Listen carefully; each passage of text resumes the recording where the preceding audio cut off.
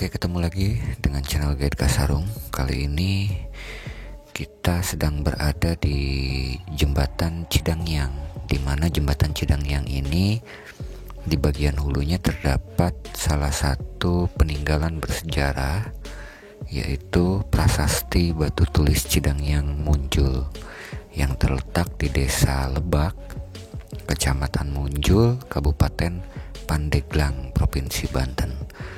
Oke, ini adalah perjalanan menuju ke batu tulis Cidangyang Munjul.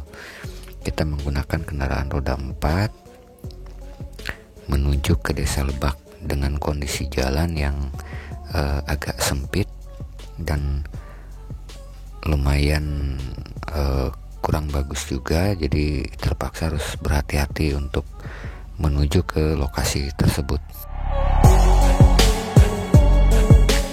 Prasasti Cidangyang Munjul ini pertama kali ditemukan pada tahun 1974 oleh T.B. Rusian.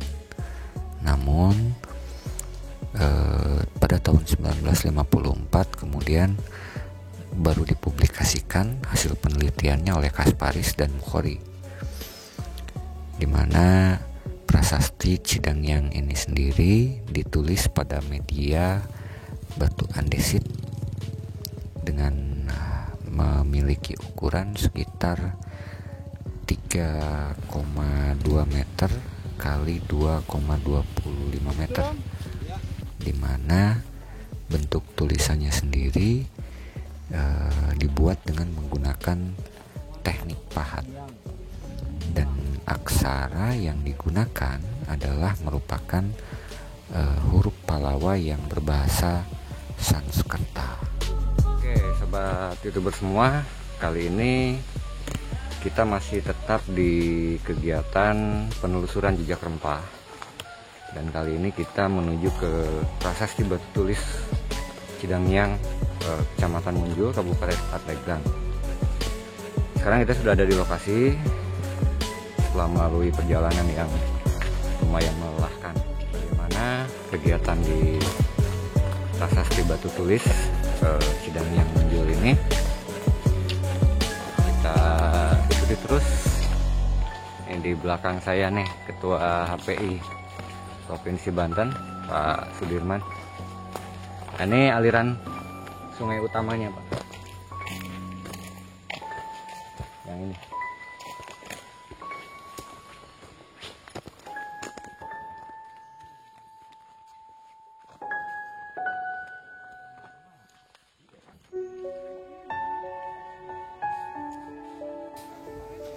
Tulisan atau huruf Pallawa yang berbahasa Sanskerta yang ditulis pada batu tulis di Munjul ini berbunyi kira-kira, inilah tanda perwiraan, keagungan dan keberanian yang sesungguhnya dari dunia, yang mulia Purnawarman, yang menjadi panji sekalian raja-raja. Dengan ditemukannya prasasti tersebut, ini dapat diketahui bahwa daerah Banten merupakan salah satu wilayah kekuasaan Kerajaan Tarumanagara dengan rajanya yang bernama Purnawarman.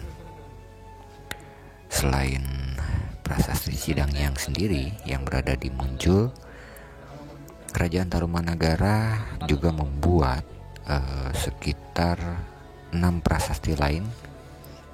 Di antaranya ada Prasasti Ciareuteun, Prasasti Muara Cianten di Kabupaten Bogor.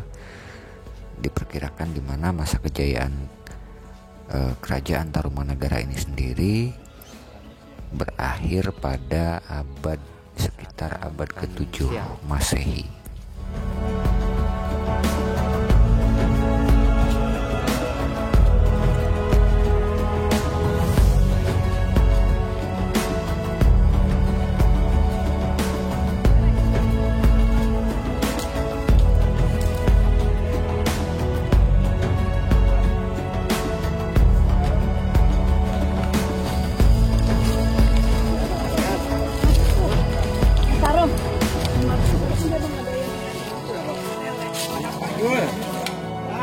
Apa namanya tuh?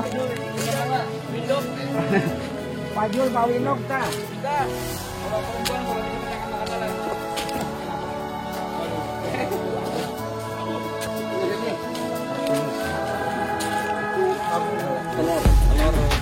Ibu. toponim namanya Teluk Lada dan Panimbang.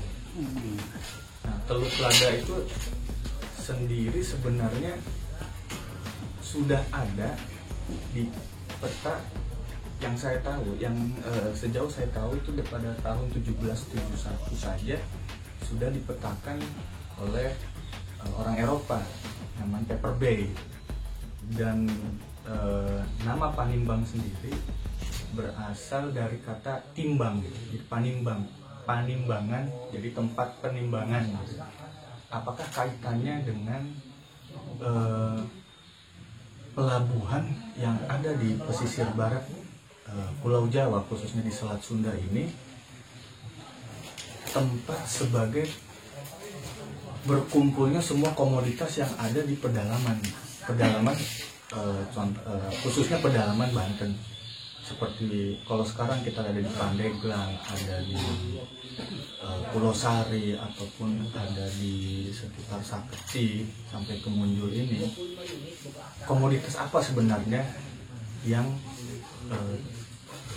dikumpulkan di Teluk Lada itu dan ditimbang di Panimbangan itu? Saya berasumsi bahwa Purnawarman meletakkan legitimasinya di pedalaman Banten ini karena ada sesuatu yang penting untuk Purnawarman memperlebar daerah kekuasaannya. Setiap penguasa untuk melebarkan daerah kekuasaannya pasti ada tujuannya, ada sesuatu yang ingin mereka kuasai. Tidak sembarangan. Kalau misalkan suatu daerah tidak memiliki apa-apa, pasti akan ditinggalkan gitu. Tapi kita lihat kembali nama Teluk Lada ini, apakah Purnawarman dulu melihat ini sebagai penghasil lada. Penghasil lada mungkin tentu bukan hanya di sekitaran Munjul ini, tapi lebih ke pedalamannya lagi. Dan bisa kita lihat mungkin masa lalu Purnawarman yang istilahnya ibu kotanya tuh ada di sekitar pesisir utara Jakarta, datang ke sini tidak melewati jalur darat, tetapi langsung melalui jalur laut menggunakan kapal. Dan ini dicurigai bahwa dulu memang meskipun Munjul ini kemungkinan bukan penyalur atau misalkan tempat produksi lada yang sangat besar, mungkin hasil bumi yang lain, tetapi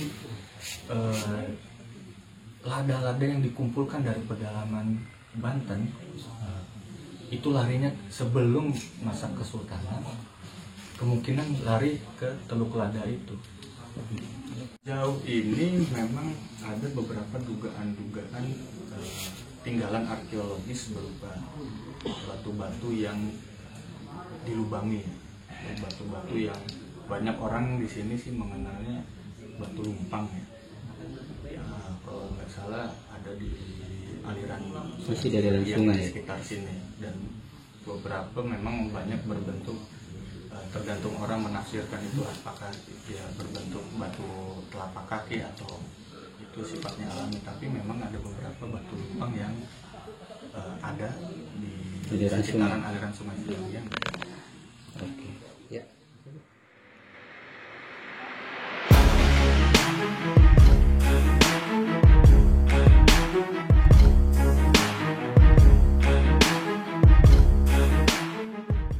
Kita sudah selesai di Batu Tulis Cidangyang, Kecamatan Munjul, Kabupaten Pandeglang, dan selanjutnya kita akan menuju ke tempat lain, ke lokasi lain yang masih ada di lokasi sekitar ini untuk melihat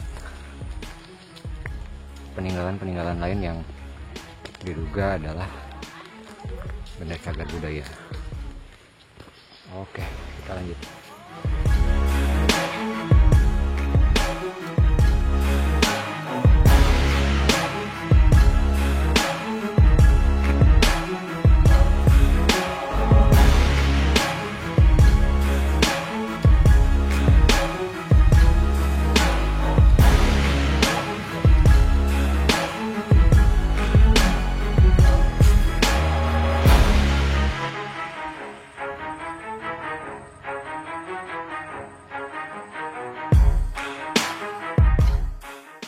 Sekarang kita akan menuju ke objek yang kedua yang disebut dengan batu kopi.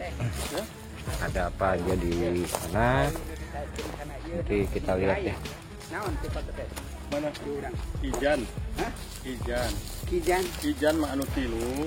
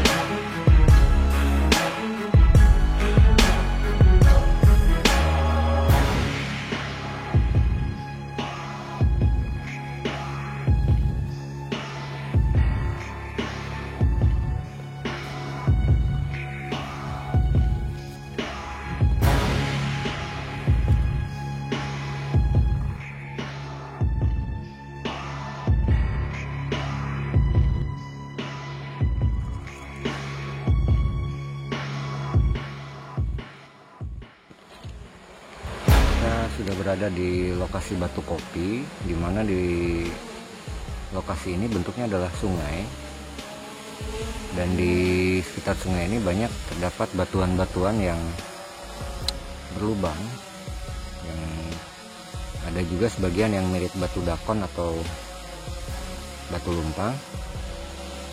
Dan nanti kita coba lihat ya, posnya ada di belakang saya tuh, sebelah kanan. Itu batu kopinya di situ.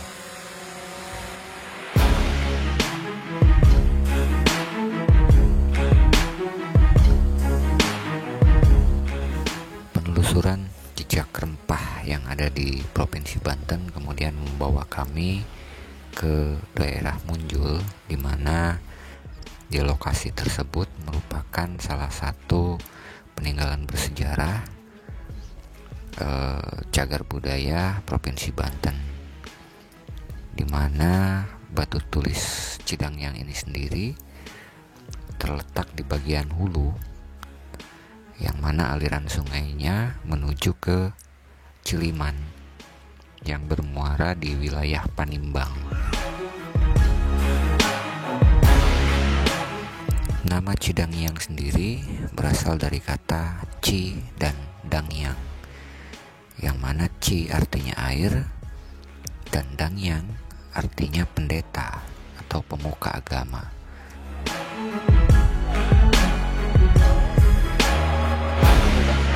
Sebetulnya mungkin pindahan dari pindah dari sini. Setelah aman dia pindah dari sini ke kampung sana. Waktu dia penjajah di sini, gitu. Di sini di Kampung Lebak. Karena Kampung Lebak itu udah ketahuan Belanda, maka orang pindah lagi ke Lebak Tangkil. Ini ditinggal gitu. Karena ada serangan Belanda ke sini. Citangkil itu sebutnya ya. Iya. Jadi ini Lebak Tangkil dari yang di sana. Ini Lebaknya nih. Kampung Lebak. Gitu. Kalau dari medannya maka ini Pak, cocok perang gerilya. Ini medannya. Makanya Medan ya, kalau di sana itu kan bukit. nggak sesuai dengan nama. Masa Kampung Lebak ada di gunung? Iya, iya. Lebak. Lebak. Padahal yang lebaknya, yang ini bawah, aslinya mah ke bawah. lebaknya mah. Bawah.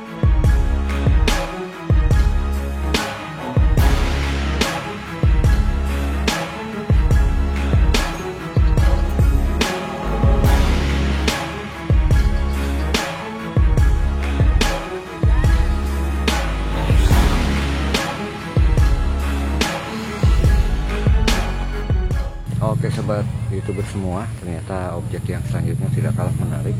ada di daerah Labuan, dan ternyata ini adalah bunker atau tempat pertahanan bawah tanah. Ini kita lihat.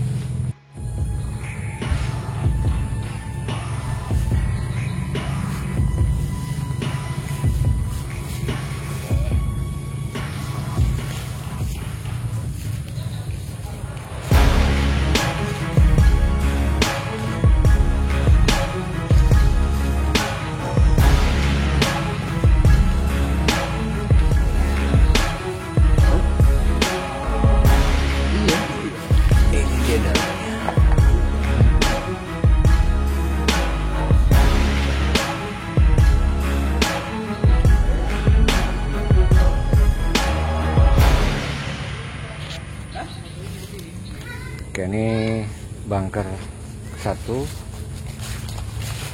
Sebelah sana di dekat gerbang ada satu lagi bunker. Yang kedua.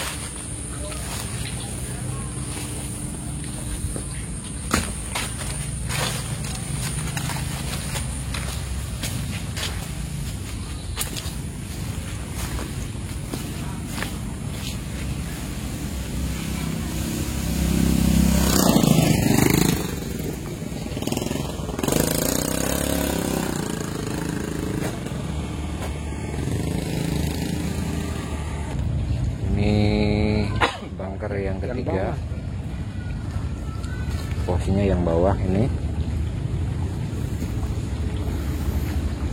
tapi sayang sudah menjadi pondasi rumah bunker zaman Jepang.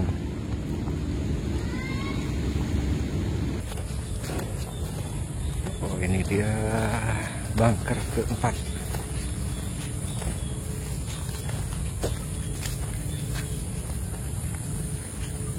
Ini bunker keempat.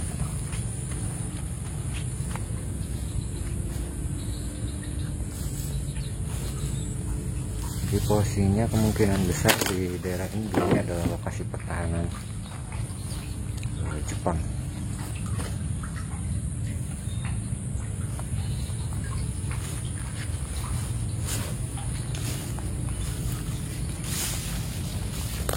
Dan semuanya menghadap ke arah laut. Oke, keempat bunker ini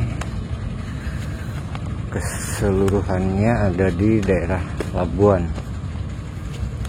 Dan ini tim sedang beristirahat setelah penelusuran dari batu tulis kemudian ke bunker ini.